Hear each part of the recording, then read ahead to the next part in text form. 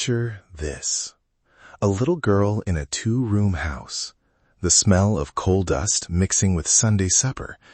Then she sings, "I was born a coal miner's daughter."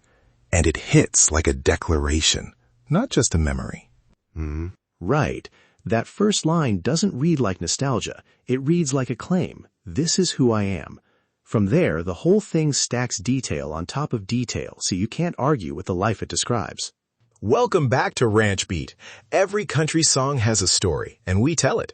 I'm James, and today we're living inside Coal Miner's Daughter by Loretta Lynn. Stick with us. By the end of this hour, you won't just know the song. You'll know the life that made it. And I'm Sam. I'll bring the context, where Loretta came from, who played on the records, the studio choices, and how this song shifted what women could say in country music. Quick essentials before we dig in. Coal Miner's Daughter, Loretta Lynn, United States. Title track and emotional center of an album that felt like a public memoir. One-line vibe? Appalachian truth, spoken plainly and packed with lived detail. Right. Go on. Loretta's roots are in Butcher Hollow, Kentucky, Appalachian coal country. By mid-century, country music was traveling from mountain porches into Nashville studios. Some artists traded grit for polish, but Loretta carried her dirt into the spotlight and made it central. Here's what most people don't know. This wasn't a constructed persona someone wrote for radio. When she sings about her daddy's back breaking, her mama's canning, those were literal memories. That made listeners feel they were hearing a real person, not a stage character. Most folks don't know this part. Women at the time were often given songs written by others or boxed into pretty domestic images. Loretta writing and singing her own origin story cracked that box open. It let women in country speak plainly about hard things. Wait, are you saying it wasn't shaped for market? No, every record goes through choices. I'm just saying those choices didn't invent the life. They framed it. Nashville can package, but Loretta brought the raw material. Manufactured? No. Arranged? Yes. Listen to the literal lines. I was born a coal miner's daughter. That directness isn't PR. It's evidence. The producer could shape the sound, but the story itself came from her childhood. Exactly. And that arrangement choice is important. On the record, the instruments give space to her voice. Acoustic guitar, pedal steel that softens instead of starring, harmony tucked in behind. It's restraint as a strategy. Let's roll this back to the songwriting structure. The song reads like a short life study. Concrete details, two-room house, barefoot children, that simple church line, do the heavy lifting. Specificity builds trust. You don't need a thesis when the small facts prove the claim. And songwriters still study that move. A single image opens a world. For example, the repeated return to home and family ties, personal memory to collective experience. That's what turns a personal lyric into an anthem. Before this was a hit, it was something she carried around. She'd sing parts on stage, in interviews, even at kitchen tables.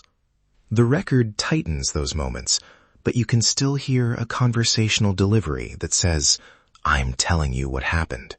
Let's name names. Loretta wrote it.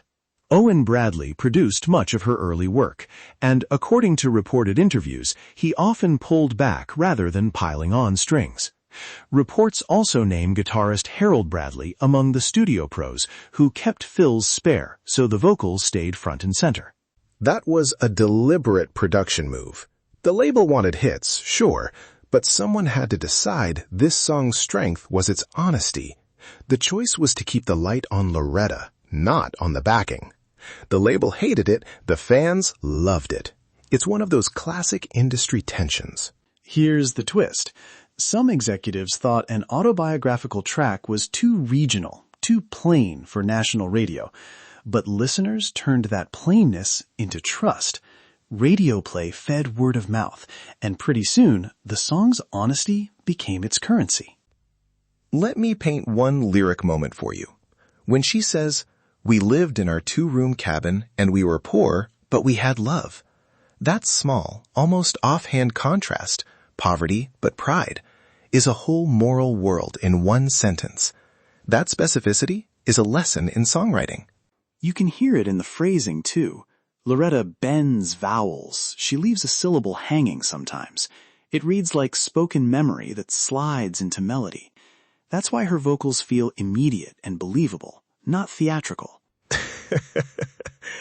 And there are studio stories that underline that intent. Reportedly, musicians were told to play like they were on a porch with her, not in a spotlight. So you get those little conversational fills instead of big, showy solos. Most folks don't know this part. Some session players were skeptical until they watched audiences sing those lines back. After a few shows, the subtlety was celebrated. Players leaned into space and restraint because it served the story. There's also a personal complication. The song cemented an image of Loretta as the tough, honest girl from the holler. That image opened doors, but it could also simplify a complicated life. She was funny, sharp, sometimes scandalous in her own way. This song is a doorway, not the whole house. And look at the legacy. That title track became a blueprint. Women songwriters saw that personal truth could be commercial and consequential. From Dolly to later confessional writers, you can draw a direct line back to Loretta's willingness to name her life on record. I want to push one nuance. Some people call the record unpolished, as if it were rough around the edges. I'm not buying that. The shaping is deliberate, choosing which detail to keep, where to pause, which harmony to tuck in. That restraint is its own kind of polish. Totally. Restraint as design.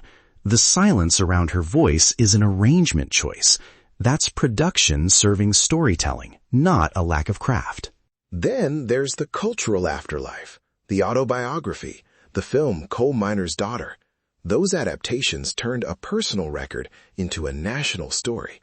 For many people, the movie was the first time they saw that life dramatized on screen, and the song became shorthand for a whole American narrative about grit and family. But a caution. When a song becomes a symbol, it can simplify. Loretta's image sometimes became shorthand for Appalachian grit, which is powerful, but risks flattening the person. We should hold the symbol and the person both in view. So the takeaway, songwriting as witness. Coal Miner's Daughter shows how small, concrete details build trust, how honest naming of struggle can become dignity, and how one personal song can change a genre's expectations about who tells stories. Next time you hear it, you'll hear it differently. If you're a writer, study how a single image opens a world. If you're a fan, listen for the spare arrangement and the way every instrument supports a sentence. If you haven't met Loretta yet, start with the record and then watch the film. Both deepen each other. All right. Before we sign off, tell us the line from Coal Miner's Daughter that hits you hardest, and suggest the next song you'd like us to unpack. We'll read a few on the next episode. Hit subscribe, leave a comment with your favorite lyric, and share this episode with a friend who cares about songwriting craft. This is Ranch Beat, where every country song has a story. And we tell it. See you next time.